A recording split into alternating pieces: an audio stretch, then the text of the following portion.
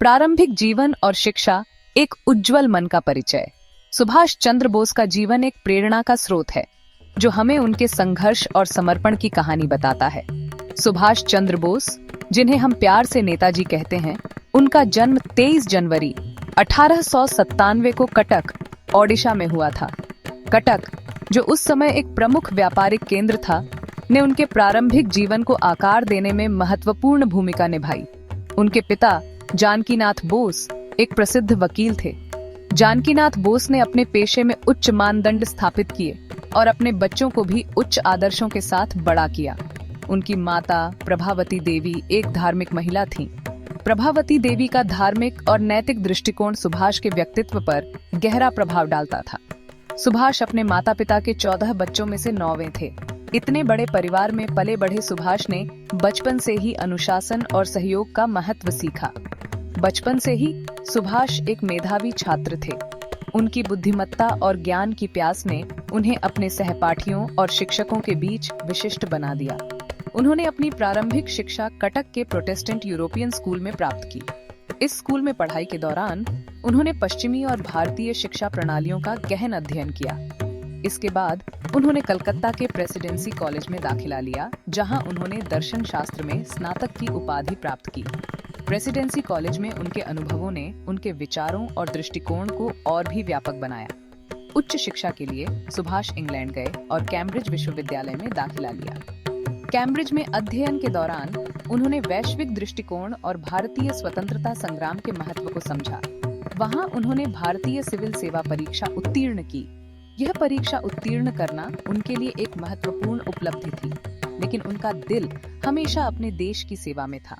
हालांकि भारत में बढ़ते राष्ट्रवादी आंदोलन से प्रेरित होकर उन्होंने नौकरी छोड़ दी और स्वतंत्रता संग्राम में शामिल होने का फैसला किया। यह निर्णय उनके जीवन का एक महत्वपूर्ण मोड़ था। यह उनका दृढ़ संकल्प और देशभक्ति थी, जिसने उन्हें एक साधारण छात्र से एक करिश्माई नेता बनने के लिए प्रेरित किया। उनके जीवन की यह यात्रा हमें सिखाती है कि कैसे एक व्यक्ति अपने सपनों और आदर्शों के लिए समर्पित होकर महानता प्राप्त कर सकता है। कांग्रेस के भीतर संघर्ष, एक अलग राह की तलाश। भारतीय स्वतंत्रता संग्राम के दौरान कांग्रेस के भीतर कई विचारधाराओं का टकराव हुआ। 1921 में भारत लौटने पर सुभाष चंद्र बोस भारतीय राष्ट्रीय कांग्रेस में शामिल हो गए। वे एक युवा और ऊर्जावान नेता थे, जिनके विचार और दृष्टिकोण ने उन्हें जल्दी ही एक प्रमुख व्यक्ति बना दिया। उन्होंने महात्मा गांधी के नेतृत्व में स्वतंत्रता आंदोलन में सक्रिय रूप से भाग लिया। गांधी जी के अहिंसक प्रतिरोध के सिद्धांतों का पालन करते हुए सुभाष ने कई आंदोलनों में भाग लिया और अपनी नेतृत्व क्षमता का प्रदर्शन किया। हालांकि समय के साथ गांधी जी के साथ उनके वैचारिक मतभेद उभरने लगे। सुभाष का मानना था कि केवल अहिंसा से स्वतंत्रता प्राप्त करना संभव नहीं है। सुभाष पूर्ण स्वतंत्रता के पक्षधर थे और अहिंसक प्रतिरोध के तरीकों पर सवाल उठाते थे। वे मानते थे कि ब्रिटिश शासन को उखाड़ फेंकने के लिए आक्रामक कार्रवाई की जरूरत है।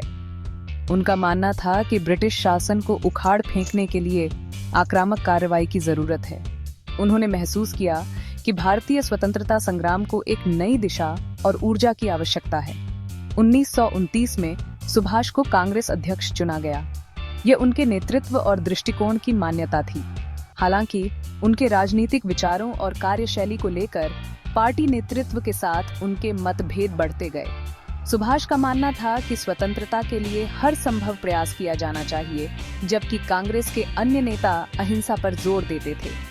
नतीजतन उन्हें कांग्रेस से इस्तीफा देना पड़ा और उन्होंने फॉरवर्ड ब्लॉक का गठन किया। यह एक नया राजनीतिक दल था, जिसका उद्देश्य भारतीय स्वतंत्रता संग्राम को एक नई दिशा देना था। यह भारत के स्वतंत्रता संग्राम का एक महत्वपूर्ण मोड़ था, क्योंकि सुभाष का मानना था कि भारत को अपनी स्वतंत्रता के लिए किसी भी कीमत पर लड़ना होगा। उनके इस दृष्टिकोण ने भारतीय स्वतंत्रता संग्राम में एक नई ऊर्जा और दिशा प्रदान की। आजाद हिंद फौज का उदय, तुम मुझे खून दो। यह नारा भारतीय स्वतंत्रता संग्राम के इतिहास में एक महत्वपूर्ण मोड़ साबित हुआ। द्वितीय विश्व युद्ध के दौरान जब पूरी दुनिया युद्ध की आग में जल रही थी, भारत में भी स्वतंत्रता की लहरें उठ रही थीं। सुभाष चंद्र बोस ने भारत की स्वतंत्रता के लिए एक नया मार्ग खोजा। उन्होंने जर्मनी और जापान से समर्थन मांगा और आजाद हिंद फौज का गठन किया।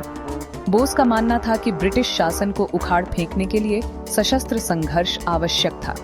आजाद हिंद फौज, जिसमें भारतीय युद्धबंदी और दक्षिण पूर्व एशिया में रहने वाले प्रवासी भारतीय शामिल थे, का लक्ष्य ब्रिटिश शासन के खिलाफ सशस्त्र संघर्ष छेड़ना था।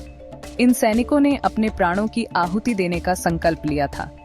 तुम मुझे खून दो, मैं तुम्हें आजादी दूंगा जैसे नारों के साथ सुभाष ने हजारों भारतीयों को आजाद हिंद फौज में शामिल होने के लिए प्रेरित किया। यह नारा भारतीयों के दिलों में जोश और उत्साह भरने वाला था। आजाद हिंद फौज ने ब्रिटिश सेना के खिलाफ कई लड़ाइयां लड़ी और अंडमान और निकोबार द्वीप समूह पर कब्जा करने में सफल रही। इन लड़ाइयों ने भारतीय स्वतंत्रता संग्राम को एक नई दिशा दी। हालांकि आजाद हिंद फौज अंततः युद्ध हार गई, लेकिन इसने ब्रिटिश साम्राज्य की नींव हिला दी और भारत के स्वतंत्रता संग्राम में एक महत्वपूर्ण भूमिका निभाई। इस संघर्ष ने भारतीयों के मनोबल को ऊंचा किया और स्वतंत्रता की भावना को और मजबूत किया।